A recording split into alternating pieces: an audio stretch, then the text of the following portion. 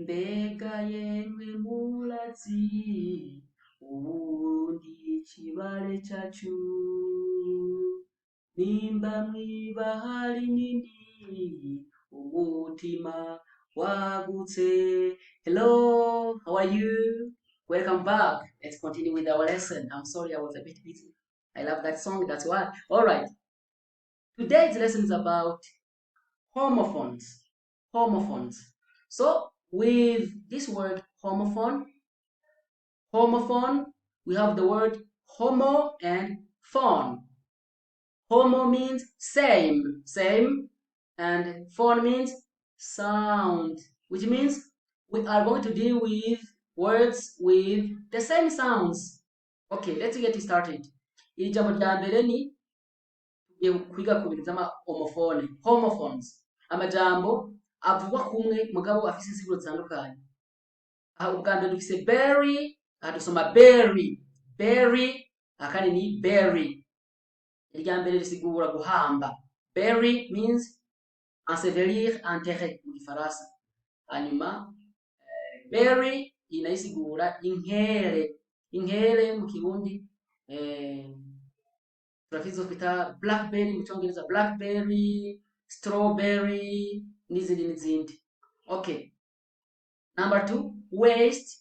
Waste itwikoresha nka verb. Waste. Example, don't waste my time, or don't waste your time. You have only 10 minutes. Waste isigura guta. Gutunga mvuze ngo waste your time, kuvuga guta umwanya. Waste. Bari kuyikoresha nka no. Waste isigura mu Kirundi no mu Gifaransa ni déchet, imyanda. Yes, imyanda. Hanyuma iyi waste nayo ya kabiri. Waste igira kabiri ni ngaha ahantu atwambarira ipantaro dufungira umusipi. Niyo twita muri waste. Ni waste. Ariko ubu hari abantu usanga ari ipantaro bazambarira n'uruguru. Bazita ngo ni kitoko. Abo mugo hose muri waste. Aya si waste kabisa. Okay, let's continue. Number 3. Bear and a bear. Same sound. Bear. Bear iya mbere dushobora kuyikoresha comme adjective. Tuyikoresha nka adjective ifise insiguro ya uncovered. For example, you see my head, it's bare. Nta nkofero nambaye, nta kepi iriyo. It means my head is bare. Hanyuma dushobora kandi kuyikoresha comme verbe. Igihe tubikoresha nka verbe ifite insiguro ikomeye cyane. To bear your soul or to bear your heart. Cyangwa patiri wagiye kwirega, uraje kwiregama akabwira ati bear your soul cyangwa bear your heart. Ni kuvuga ati vuga ibyo wakoze byose winyegeje uri mu misozi musi y'igitanda, ibyo wakoze mu ijoro byose bivuge. That's what we call to bear your soul. Okay. Amareka tubandanye ndibaza muri gitahura. Bear. Iya kabiri bear isigura igihe tubikoresheje nka no isigura l'ours. Igikoko bita l'ours. L'ours ni igikoko. Hanyuma igihe tubikoresheje nka verbe. Igikoze nka verbe igikoze nka no, l'ours ni ibingira mu Kirundi, ibingira. Hama igihe nawe tubikoresheje nka verbe bear isigura supporter, kwihanganira ibintu. To bear, you have to bear temptations. Yeah, no kwihanganira amageragezwa. Yes, yeah, that is. Canke bear isigura to give birth, jara, enfanter, mettre au monde. To bear. I was born, navutse, ni verbe to bear. I was born in 1990. That's an example. To bear. Okay, number 4. Die. First phrase, die isigura gupfa. Ama die, imbere die isigura iki? Isigura to change the color of something. guhindura ibara ry'ikintu. Nk'akarorero, women like to dye their hair. Abagore barakunda guhinduza umushatsi. Usanga usa n'agahama, usa n'urwatsi, usa n'ubururu, usa n'umuhondo, ni hatari. Yes, to dye. An example or sentence: if you dye your hair, it will not dye. Umushatsi wawe nawe uhinduza ibara ntupfa, umushatsi ntupfa. Aya. Number 5. Do. So we are in America now. Tugiye mu Banyamerika, aha zose dusoma do. Ariko tugiye mu Bongereza, aha dusoma do, na dusoma dew. Aha dusoma do, ani dew, ani dew. Reka tuje mu Banyamerika, dusome do. Iyi do iya mbere isigura to do, faire. Hama iya kabiri nayo isigura iya mbere mu Kirundi isigura gukora. Batumva Igifaransa gukora. Hama what are you doing? Uriko urakora iki? What are you doing? Uriko urakora iki? Hama dew iya kabiri isigura mu Kirundi urume. Mu Gifaransa tuvuga ngo la rosée. Hama iya gatatu nayo isigura dew. Kenshi turashaka ni kajambo ngaho imbere. Nk'akantu tuvuze ngo due date.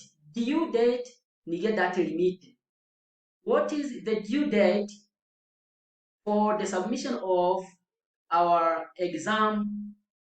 So kwa mbega date limite yo gusumeta exam zacu ni ryari? Ya due date, date butoir cyangwa date limite. Yeah. Number 6, break.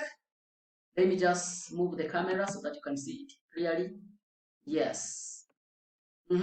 So I say break and the break. Number break sigura kuvuna. Don't break my pen. I still need it. Okay. Ntuvune ikaramu ryanje ndarikeneye. Ama break ya kabiri break mwese murayizi. N'umuntu atazi icongereza arayizi. Ubureki, ubufire. Hari iwacu niho wumva ngo funga ubureke. Ari ahantu hamanuka yo uribukana ikinga cyane. Ngo funga ubureke. Okay, let's continue. Number 7. Wait and wait. Wait. Can you tell me your weight? Wait ya mbere sigura kurindira. Ya kabiri sigura ibiro. Rindira. Urashobora kumbwira ibiro byawe. Ibiro. Wait. Number 8. Write and write. Write ya mbere mwese murayizi ni kwandika. Écrire. Kwandika. Écrire. Hama ya kabiri ni write. Ifite siguro nyinshi. Reka mvugemo zibiri. Write. This is my right hand. This is my right hand. Nukuboko kwanje kw'iburyo. Cyane right sigura right, correct. You are right. Yes, you are right. Correct. Inucho. Yeah. Number 9. Nods and nods. Nods and nods. Nods and nods. Nods. The nods. No, irindi vuga kumenya, to know, in the third person singular, and only nods, izuru. So, the nods, izuru niyo libizi iki, nazo nzi nanje. Yeah, number 10, choose and choose. This is to chew, the verb to chew. To chew, abantu bariko barahekenya. To chew gisigura guhekenya. Abantu bariko barahekenya. Naho uri mwibarabara wumva ngo to chew. Choose, chagura. Example: can you choose to chew a candy? Can you choose to chew a candy? Okay, thank you very much. This is the end of the lesson. We have only 10 minutes. Okay, those who haven't subscribed yet, please subscribe so that you can see the next lessons. Ataragira subscribe muyigire. Umenya ko utaragira subscribe ryari. Usanga hadi handitse sabone cyangwa subscribe hafise ibara ritukura. Aho ntuburayigira. Igihe haba haramaze guhindura ibara hasa n'ivu, aho waraheje kugira subscribe. So abatarayigira muyigire kugira ngo tubandanye twiga ivyigwa by'icyongereza tuvyigire hamwe. Thank you very much. See you in the next lesson. Good.